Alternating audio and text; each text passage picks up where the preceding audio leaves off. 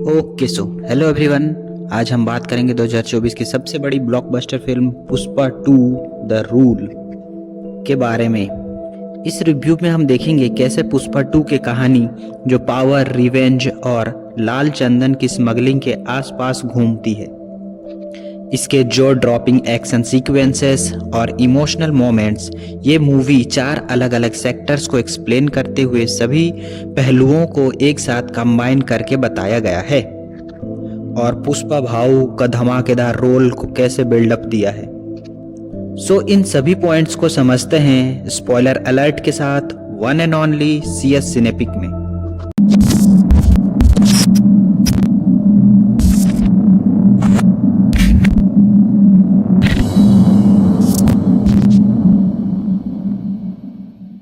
तो story start होती है ब्रांड न्यू एंट्री पुष्पा भाऊ के शानदार एंट्री के साथ, जो पहुंच गए हैं जापान चंदन की लकड़ियों के साथ एक कंटेनर में, वहां अपना बचा हुआ अमाउंट लेने, जो देने में देर कर दिए थे जापान के स्मगलर्स। अब आपको याद हो, उसमें कहा गया था स्टार्टिंग में कि ये कहानी की क्लाइमेक्स है। असल में कहानी की शुरुआत नहीं हुई, तो कहानी का क्लाइमेक्स होना है जापान में, वो जगह जहां सूरज सबसे पहले उगता है। तो पुष्पा भाऊ कंटेनर में 45 दिन तक बिना कुछ खाए पहुंच गए हैं जापान। तो कहानी में आगे बढ़ने से पहले पुष्पा 1 के बारे में थोड़ा बात कर लेते हैं, ताकि आपको पुष्पा 2 की पूरी स्टोरी लाइन अच्छे से समझ आ जाए और पुष्पा 2 के साथ कनेक्ट हो सके। सो पुष्पा मूवी में 2 इम्पोर्टेंट चीज हैं, एक खुद पुष्पा एंड दूसरा लाल चंदन। पुष्पराज एक आम आदमी की कहानी है जो बचपन से बहुत ही हार्ड सिचुएशनों को झेल कर बड़ा हुआ है। बचपन में उसका मजाक उड़ाते थे क्योंकि उसके पिता ने उससे कभी अपनाया नहीं। इसी वजह से पुष्पा के अंदर सेल्फ रेस्पेक्ट और अपनी पहचान बनाने का जज्बा डेवलप होता है। पुष्पा जंगल से लाल चंदन काटकर एक स्मगलिंग गैंग के लिए काम करना शुरू करता है और यहीं से उस सफर शुरू होती है। धीरे धीरे पुष्पा अपनी दम और हिम्मत के जरिए स्मगलिंग बिजनेस में टॉप पोजीशन तक पहुंच करता है जो उसे नीचा दिखाते हैं। फिल्म के दूसरे हाफ में पुष्पा का टकराव होता है पुलिस ऑफिसर भंवर सिंह शेखावत, जो रोल प्ले कर रहे हैं फहाद फासिल। कोशिश करता है लेकिन पुष्पा अपनी करेज और इंटेलिजेंस से हर बार जीत जाता है। अब बात करते हैं पुष्पा 2 द रूल के बारे में। कहानी स्टार्ट होती है जापान में, जहां पर सभी लेबर कंटेनर उतार रहे होते हैं, लेकिन तभी एक कंटेनर नीचे गिर जाता है और उसमें से लाल चंदन की लकड़ी और पुष्पराज दिखते हैं। यह देखते ही सभी पुष्पराज पर अटैक कर देते हैं।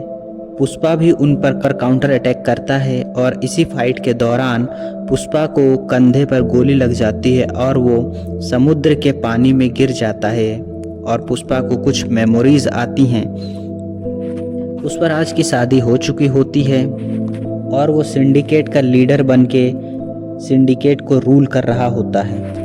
लाल चंदन का बिजनेस बहुत ही बढ़िया चल रहा है और MLA सिंदप्पा, जिसने उसे सिंडिकेट का लीडर बनाया, एक दिन पुष्पा के सारे मजदूर लाल चंदन काटने के लिए जंगल जाते हैं और इन मजदूरों के बीच में ACP शेखावत भी होते हैं मजदूर के भेष लेकर, और फिर वो भी चंदन की लकड़ी काटते हैं और फिर ACP शेखावत अपनी पुलिस वर्दी बताकर सबको रंगे हाथों पकड़ लेता है।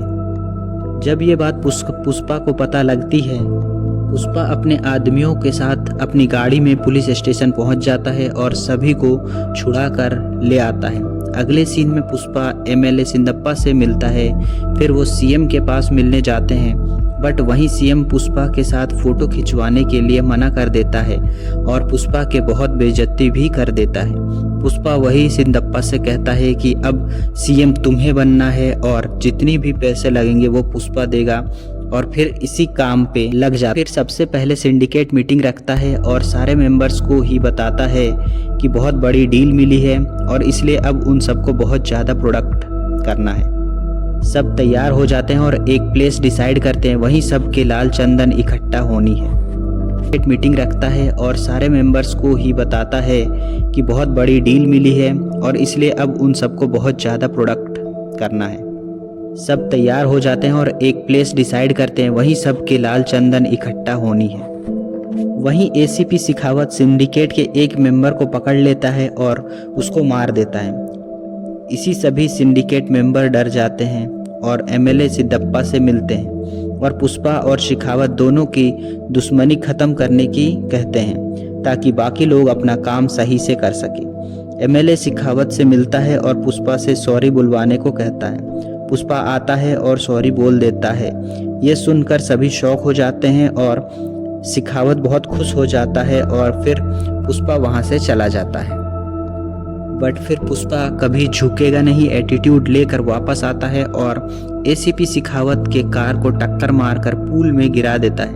अगले सीन में पुष्पा इंटरनेशनल बायर्स के साथ लाल चंदन की डील करता है जिससे कि वो ज़्यादा प्रॉफिट कमा सके। फिर पुष्पा एसीपी को चैलेंज देता है कि अगर उसे स्मगलिंग करते हुए पकड़ लेगा तो पुष्पा जिंदगी भर मजदूरी करेगा, ये सब कुछ छोड़ देगा। बट एसीपी ये चैलेंज हार जाता है और खुद को गोडाउन में आग लगाकर मर जाता है। फिर इधर पुष्पा डील कंप्लीट होने पर बहुत पैसे कमाता है और फिर एमएलए सिद्धप्पा को सीएम बना देता है। अब इन सब के बाद पुष्पा के गांव के फेस्टिवल आती है जहां पता चलता है कि श्रीवल्ली प्रेग्नेंट है और फिर खुशी से पुष्पा के साथ सभी गांव वाले भी नाचने लगते हैं। यहीं पर कुछ 5 लड़के आते हैं और पुष्पा के बड़े भाई यानी कि मोहन की बेटी को छेड़ने लगते हैं। पुष्पा ये देखकर उनसे फाइट करने लगता है और बच्चा लेता है। उसके बाद मोहन उन सभी लड़कों को आधा सिर मुंडवा देता है और सभी को गधों पर बैठाकर घुमाता है, जिस वजह से उन लड़कों को बहुत गुस्सा आता है और मौका देखकर मोहन की बेटी को किडनैप कर लेते हैं और पैसे की डिमांड करते हैं। इससे पुष्पा बहुत गुस्सा होता है और लाइव टीवी पर आकर वार्निंग देता है। ये टीवी पर देख किडनैपर ने पुष्पा को कॉल करके बुलाते हैं, अकेले आने का कहते हैं। ये लाइव टेलीकास्ट पार्टी के हेड प्रताप रेड्डी ने भी देखा था और एमएलए जो अभी सीएम है उसे बुलाकर पुष्पा को रोकने को कहता है कि जिन लड़कों ने उसके भतीजी को किडनैप किया है वो प्रताप रेड्डी के छोटे भाई का इकलौता लड़का है, तो पुष्पा उसे कुछ ना करे। बट बहुत सारा फाइट के बाद पुष्पा उसे मार देता है और उसी टाइम प्रताप रेड्डी का भतीजा पुष्पा को रोकने आता है, बट पुष्पा उसे भी मार देता है और पुष्पा अपनी भतीजी को छुड़ा कर ले जाता है। वहीं मोहन पुष्पा के घर आता है और अपने बेटी का इनविटेशन भी देता है और माफ़ी मांगता है अपनी सभी गलतियों का। अगले सीन में प्रताप रेड्डी अपने छोटे भाई और छोटे भाई के बेटे की चिता को जला रहा होता है और दूसरी तरफ पुष्पा उसी भतीजी की शादी में जाता है और सभी से उसको मान सम्मान मिलता है। वहीं प्रताप रेड्डी एंड पुष्पा के वहाँ सेम टाइप बुके आता है जिसमें बॉम्ब रखा होता है और दूर से एक शख्स बटन दबाकर ब्लास्ट कर देता है और इसी के साथ मूवी एंड हो जाता है और पुष्पा 3 का रैम्पेज का पोस्टर आता। तो कैसा लगा ये मूवी कमेंट में जरूर बताएं। तब तक के लिए बाय बाय।